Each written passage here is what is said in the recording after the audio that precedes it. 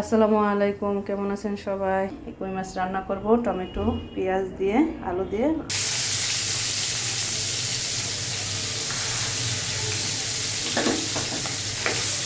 মাছ ভাজাটা হয়ে গেছে, এখন আমি উঠিয়ে নিব। মাছটা আমি কড়া করে ভাজবো না, হালকা ভাজা দিয়ে রান্না করব।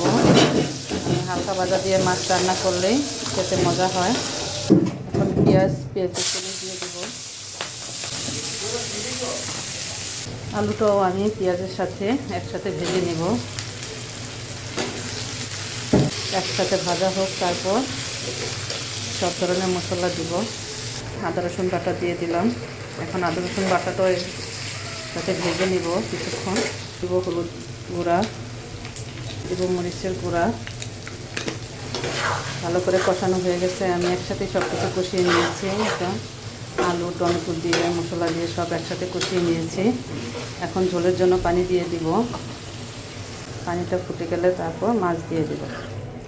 ঝোলটা ফুটে গেছে, এখন মাছ দিয়ে দিব। এগুলো হচ্ছে দেশি কই মাছ, আমাদের পুকুরের কই মাছ, আমি গ্রাম থেকে নিয়ে আসছি। তো কই মাছ রান্নাটা হয়ে গেছে, এখন নামিয়ে নিব। আর ঝোল শুকাবো না।